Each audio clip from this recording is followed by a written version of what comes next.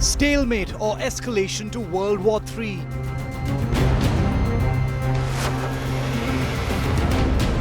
What are the chances of nuclear warfare?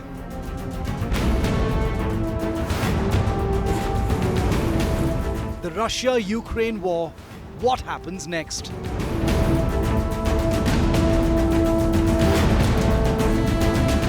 Unmissable, top global expert on Russia-Ukraine conflict.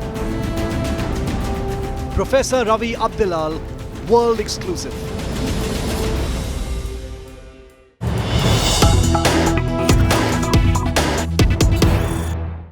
Hello and welcome. When President Vladimir Putin ordered the invasion of Ukraine, most people would have imagined the war would go on for a few days before the people and government and army of Ukraine capitulate to the mighty Russian army. 50 plus days on, the war is nowhere close to ending. What could potentially happen from here on? How does the Russian invasion of Ukraine reshape the global world order? And what are the consequences for India? To talk about this and a lot more, I am privileged to be joined at this moment by Professor Ravi Abdelal. Professor Abdelal is a professor of international management at the Harvard Business School. He is the director of Harvard's Center for Russian and Eurasian Studies. His primary expertise is international political economy, and his research focuses on the politics of globalization and the political economy of Eurasia. So he is really one of the top experts on what's happening currently in Russia and Ukraine. Professor Abdelal, welcome and thank you for this opportunity. Thank you for hosting me. It's a great pleasure to talk with you from here to your friends back in India. Oh, it's fantastic to have you, and I have lots of questions for you. And I want to start by asking, why do you think this war has gone on for the number of days that it has, given the overwhelming might of the Russian army against the Ukrainian army, which always wanted to fight but didn't have the weapons to be able to do so successfully? Why do you think this war hasn't ended so far, and what do you see happen? It's difficult to say, but it does seem like there are a few elements of the story that are important for us to understand to gauge the longevity of the war. I think, first of all, it seems pretty clear that President Putin did not receive a sufficiently well-developed sense of the ability of the Ukrainian military, and indeed the civilians, to resist the militarily superior Russian army. I think also there was perhaps a sense of overestimation of the capabilities of the Russian military. But then if we add those elements together, and we should remember just how heroic and ferocious this Ukrainian resistance has been, the West has supported President Zelensky and the Ukrainian people and the Ukrainian nation in a variety of ways.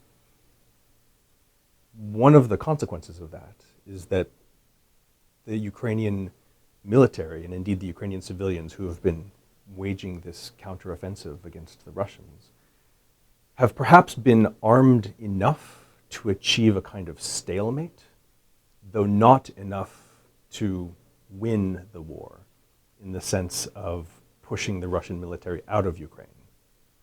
I think we know now that the Russian military is not going to leave Ukraine until some sort of political and strategic objective has been reached. So we are at a very difficult moment in the war in which neither side can really win, nor can either really lose. And so we're left with this very horrific stalemate between the two sides. And virtually everyone watching at this time would be wondering, how long can this stalemate go on for? And what can be a possible outcome which ensures that President Putin is okay taking his army back, or reconfiguring Ukraine in a way that some kind of resolution is achieved? I think one of the most difficult situations, and it is terrifying in lots of ways, is that neither the West, nor Russia, nor indeed in some ways the Ukrainian government, has been able to come up with some exit ramp, some off route from the crisis. Obviously, the most desirable thing would be for there to be a negotiated peace. But the two sides are so very far apart on key issues, especially having to do with the territory of contemporary Ukraine. So From my perspective, because the two sides are so far apart in the peace negotiations, we could well imagine that one of two things will happen. Either the stalemate will persist in all of its horrors, or the Russian military, ordered by the President of the Russian Federation, will escalate in ways that will go far beyond the horrors that we have already seen.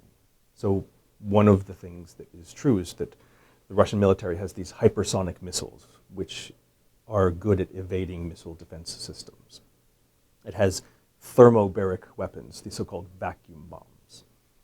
As far as we know from the outside, the Russian military has used one of each, probably to demonstrate what they can do, but have not yet escalated to the widespread use of these really terrifying weapons, much less the possibility of a tactical nuclear strike on the territory of Ukraine.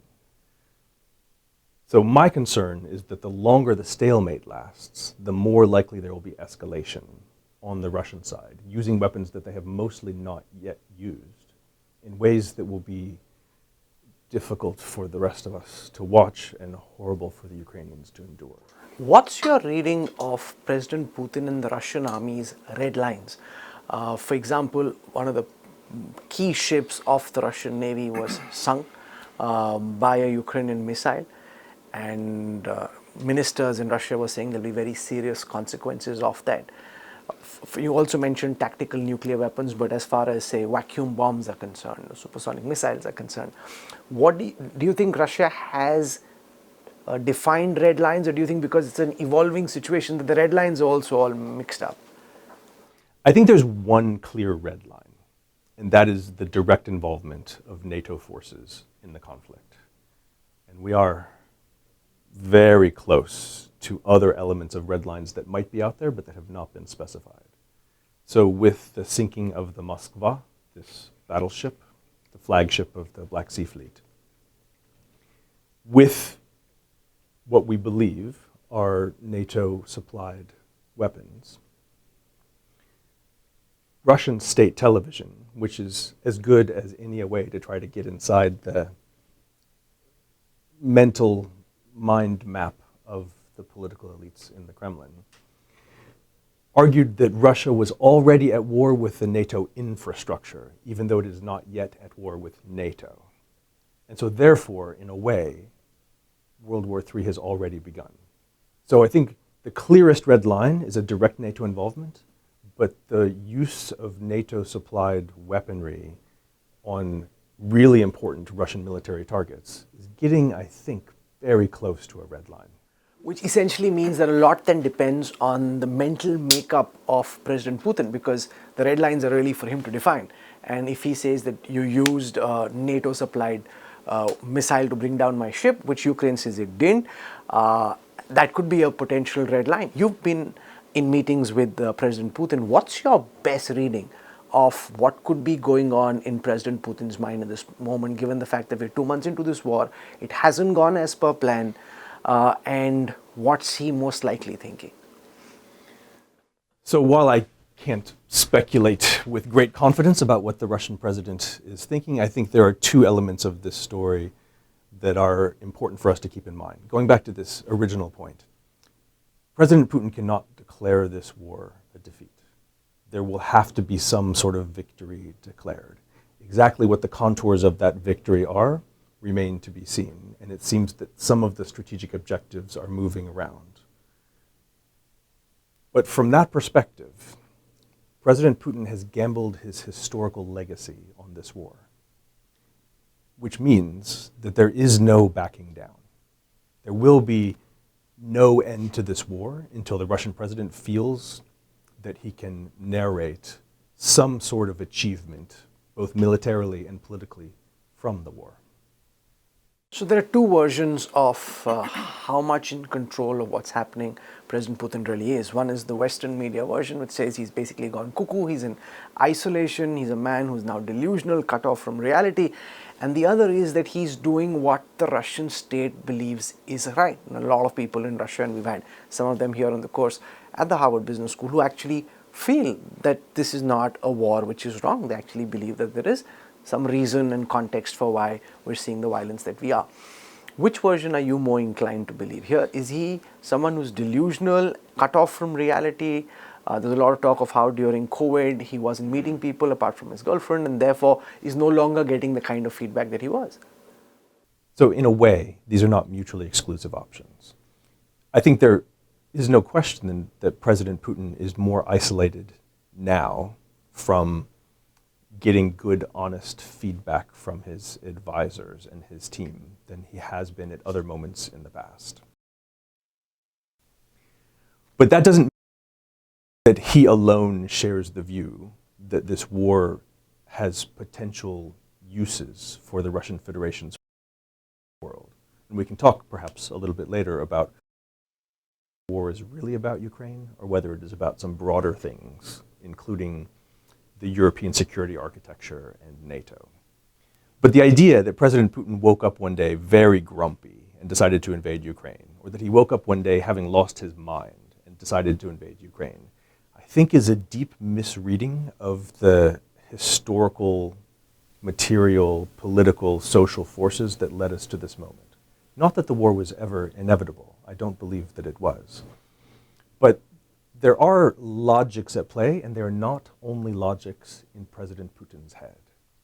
The Russian political elites around President Putin, the team, let us say, I suspect share broadly the worldview that this is, in a way, a kind of defensive operation for the Russian Federation, pushing back against the West, pushing back against NATO, which is not how we would see it, trying to take the perspective and see what they're describing. But this is the not same about political elite is the group of people who are most likely hardest hit by the sanctions, and therefore a lot of their yachts, a lot of their businesses are possibly now jeopardized. We've seen in the past general secretaries of the USSR seeing some kind of a palace coup. Do you at this moment foresee the possibility? What would be your sense of the probability that people around Putin come to the conclusion that this war is not going okay, it's not going as per plan, and the best way out to end the sanctions is to bring a new man in? So it's a great question, and I will just give you my best guess, since I'm not in these conversations, of course. The network around President Putin is very loyal, first of all. Second, I think, has wealth and possibilities for income about which we do not know. So we can seize the yachts and seize the villas.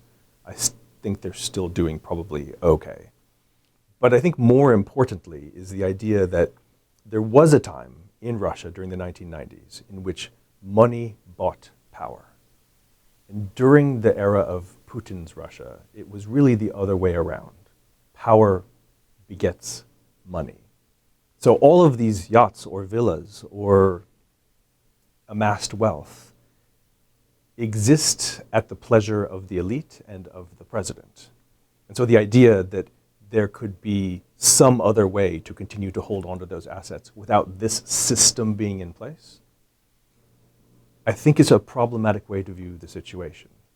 There's a deep interest in maintaining this system more or less as it is, even though the war is, as far as we can tell, not going to. So you don't see the possibility of a palace coup against President Putin? I think there's always such a possibility. But if I were guessing the likelihood, I think it is low. And also because, by the way, President Putin's security team is a very robust, loyal security team, leaving aside the loyalty of the political elites around President Putin. President Putin and his ministers have spoken often, Professor, over the last few months about the possibility of using nuclear weapons. Is that just a bluff? Are they for real? Is that, it is nuclear saber rattling, but when does that go from being a threat to reality? So I think that there are two ways to think about the possibility of nuclear weapons. One is the tactical strike. So this would be just a nuclear weapon, not a big one, on the territory of Ukraine, as the Russian forces get further bogged down and the stalemate lasts longer. Those are decisions, from my understanding, that can be made on the battlefield. The broader question about nuclear war as we used to once fear it daily when you and I were children is not about Russia versus Ukraine, but about Russia versus the West. And for that logic, we need to think about what are the ways in which Russia and NATO could come into direct conflict that could lead to a nuclear exchange between the great powers as opposed to a single tactical nuclear strike in Ukraine. But do you think that's on the realm of their various real options in terms of ordering a tactical nuclear strike against a Ukrainian military asset, for example? I think it is absolutely being considered. What could be the consequences of that, apart from the loss of life, apart from all the misery in Ukraine, the fact that after Hiroshima and Nagasaki, nuclear weapons are again used? Well, there are all sorts of terrifying consequences. One is that we might be witnessing, in some ways, the end of the nuclear non-proliferation regime. The idea that the only way for a nation to be safe from either invasion or indeed an attack with a tactical nuclear strike is to have nuclear weapons of one's own. I imagine that there are lots of governments around the world learning a lesson that sounds more or less like that. I think there's a broader question about whether this would be considered a red line for NATO, for the West. What's your reading of that? I regret that the last NATO summit did not deliver clarity about this. I had hoped that that summit would have produced some very clear action response scenarios so that the Russian president would understand very clearly what the red lines were. So one could have imagined the result of that summit being, if there are horrific chemical weapons attacks, then we will enter this conflict. If there's a tactical nuclear strike, then we will enter this conflict. But we did not see that kind of clarity emerge from the summit.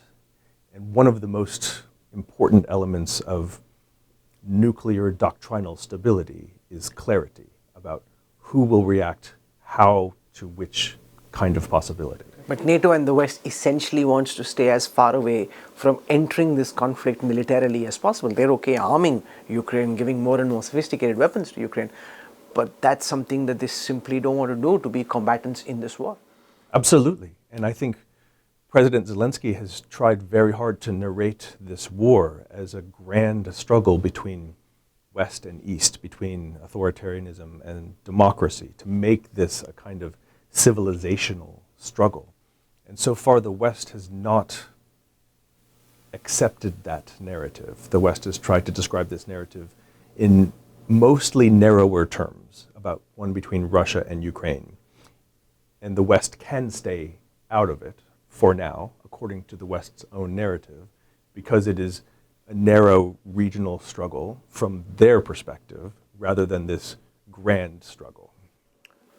What do you make of President Zelensky emerging as the global hero that he is, given the fact that he comes from a non-political background as an actor who plays a role in a teleseries, and that turns out to be pretty much what he's trying to do in real life? Because when he took over and right before the war, people in Ukraine weren't very impressed with him.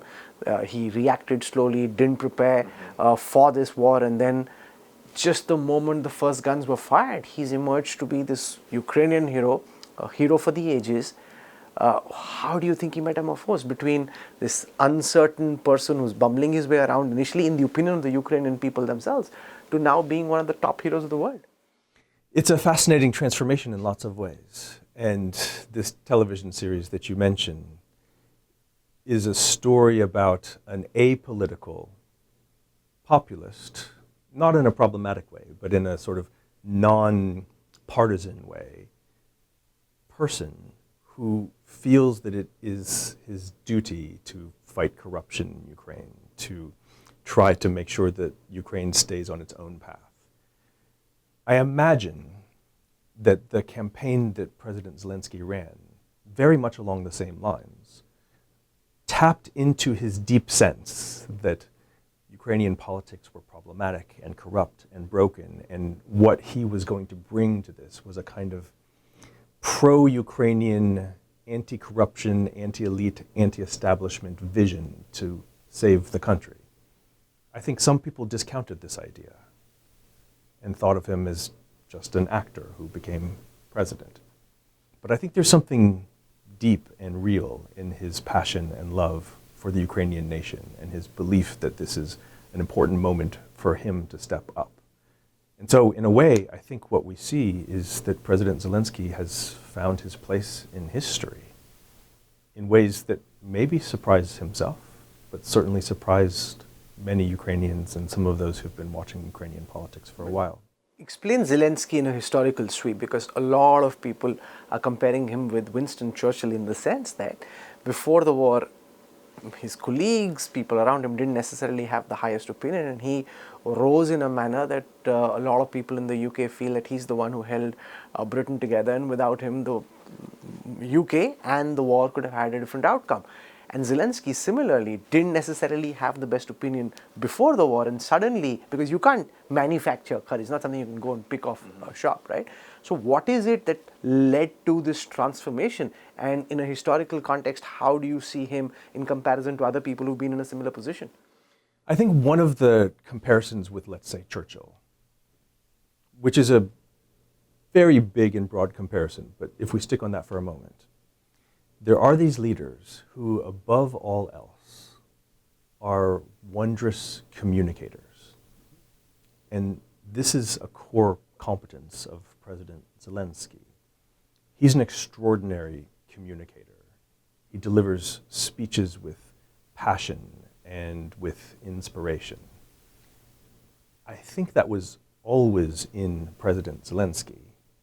And this war has brought out of him some elements of his leadership style, his communication style, that for the Ukrainian people feel essential and vital.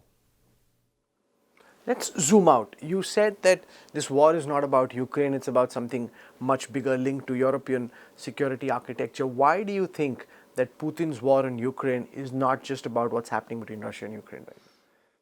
So I think that over the last 20, 25 years, during the moments when NATO expanded eastward and accepted new members, the Russian political elite, more broadly the Russian Federation, had expressed grave misgivings about the consequences of that expansion. In a way, the most dangerous moment came in 2008, when NATO agreed one day to bring Ukraine into NATO, but not on that day, which put Ukraine in a way at the front lines between this broader, more epic struggle between Russia and NATO over the fate of the European security architecture. So Ukraine is important for Russia on its own, and there's no question that this war is about Ukraine. But increasingly, I believe that it is not just about Ukraine. According to you, Professor Abdelal, does Russia's invasion of Ukraine and the response that the world has shown through weapon supplies, through these economic sanctions, increase or decrease the possibility of China going out and invading Taiwan? What I would ask us to consider is, what is Beijing learning from the war in Ukraine? I think there are two possibilities. One is that, indeed, we do not have a formal military alliance, either with the United States or with NATO, with Taiwan. So, but there is a security guarantee. There is a kind of security guarantee, but not a promise to go to war. So I suspect that Beijing is learning that Taiwan is more vulnerable now, perhaps, than ever before in the past 15 or 20 years, in terms of the possibility of a direct military engagement between the United States and China. So that goes in the direction of making us more nervous about this possibility, because the full-blown war between the United States and China over Taiwan probably seems to Beijing less likely. So the possibility of the United States going directly to war with China over Taiwan without a formal treaty commitment to do so, I think probably from Beijing's perspective, suggests that it is less likely that they will meet a direct military response. So military response is one aspect, but there will most certainly be an economic response of the kind that we've seen with economic sanctions against Russia. Russia is a far more insular economy. They've been preparing to cut themselves off from the world financial system for many years, most certainly since 2014, since the invasion of Crimea. If there were to be an attack, do you think the economic sanctions that we've seen against Russia would be applied in the same fashion against China? Because there the global linkages are much more than in the case of Russia and the rest of the world. It's a great question. And I think that in a way that might push the timeline for such a confrontation from Beijing's perspective back, which is to say, there are elements of the economic policy response and sanctions response that I think have surprised many people around the world, certainly the Russian central bankers and the Chinese central bankers, the idea that the United States might actually freeze central bank reserves. So from Beijing's perspective, it could possibly be that we need more time to insulate ourselves from the dollar-centric system in order to be able to insulate ourselves from the potential effect of sanctions. But to your point, it is unlikely that the United States could sanction China as thoroughly as it has sanctioned Russia, because that's such a close economic relationship, and that would really hurt the US economy in addition to the Chinese economy. Whereas from the United States, Russia's 1.5% of world GDP, trade links between the United States and Russia are minimal. It actually doesn't cost the United States very, very much to sanction Russia, whereas the cost to the United States of sanctioning China in this way would be colossal. Have you thought through what that could possibly involve? Because China has a lot of American debt, and if under similar circumstances, the Federal Reserve and the US Treasury decide to freeze all Chinese assets in America and elsewhere, how does that impact the world financial system? I think the broadest way I have been thinking about this, even a little bit beyond this narrower challenge of the US-China relationship, is the United States' approach to sanctions has, I think, accelerated the trajectory away from the dollar-centric system by creating incentives for lots of countries to try to trade with one another without payments in dollars, without touching the US financial system. So overall, one long-term effect of this conflict will be, I suspect, to further push the world away from the dollar-centric system.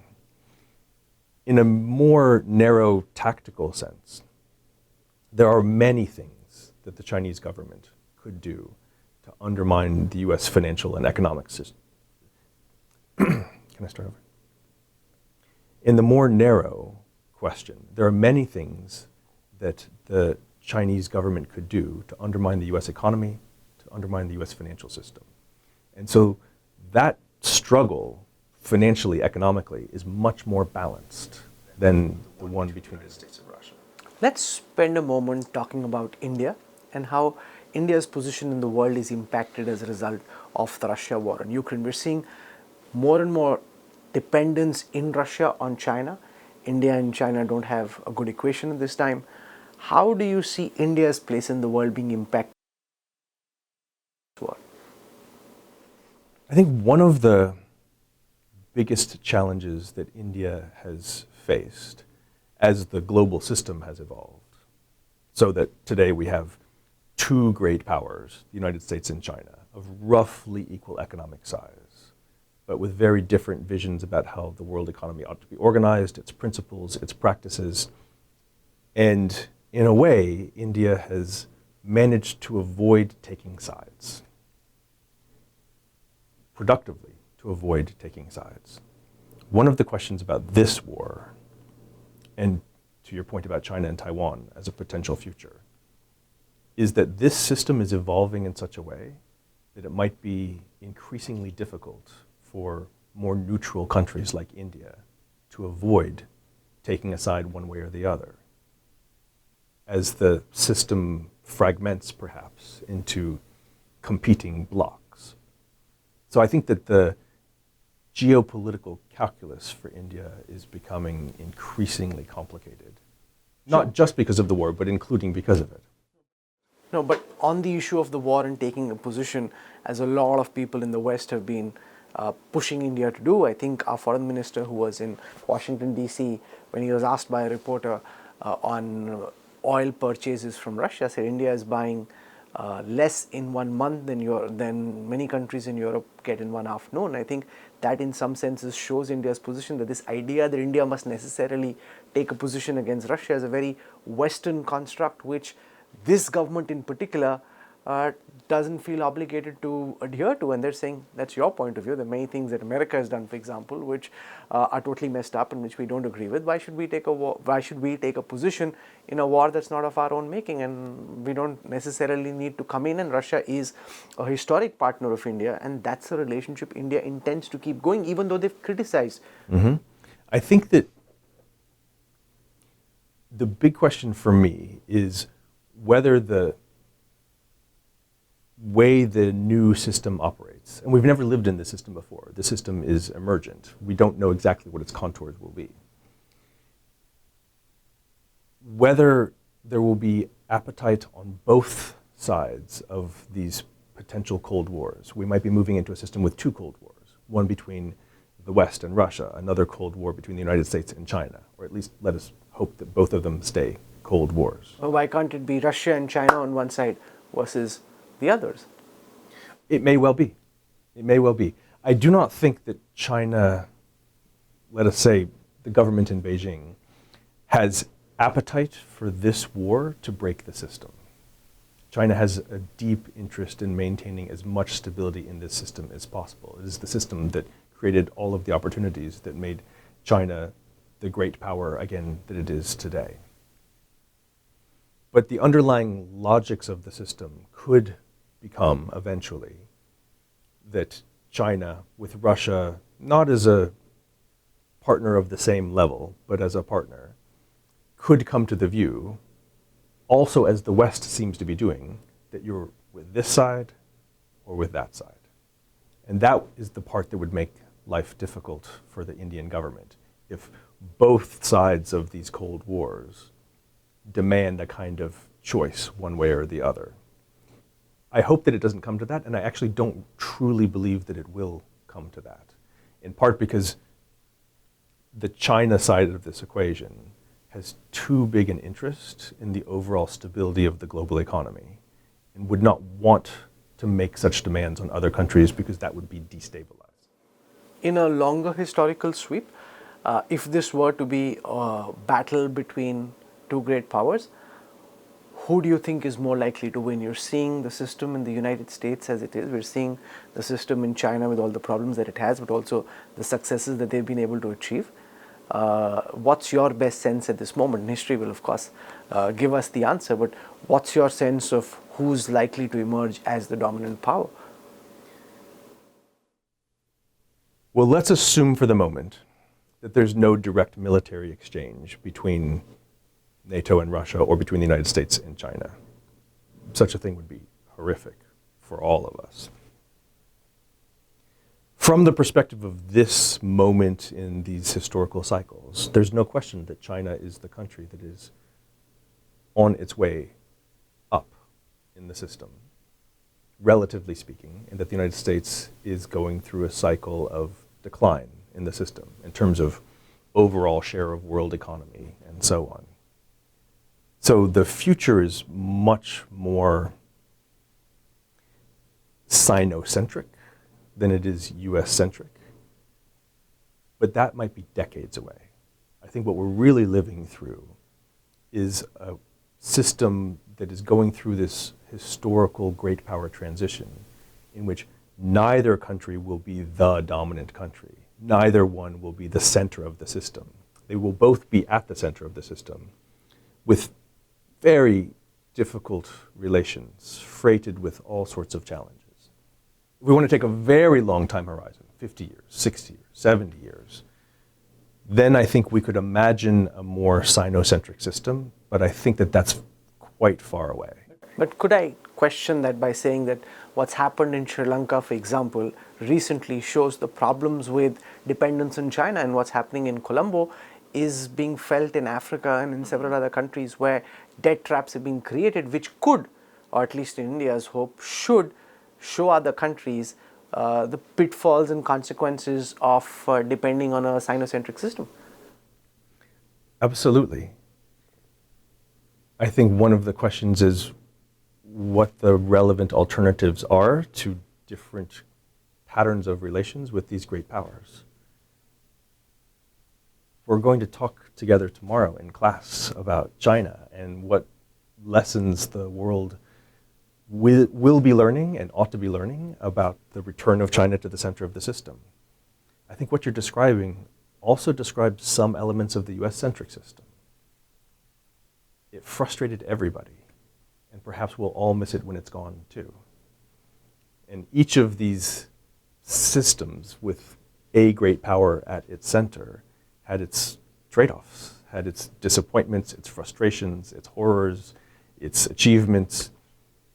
And so there's no reason to believe that everybody will be any more enthusiastic about a potential Sino-centric system. Nobody's going to like a Sino-centric system except for China. This has been a fascinating conversation. You've given lots of sharp insights and thoughts for people to mull over.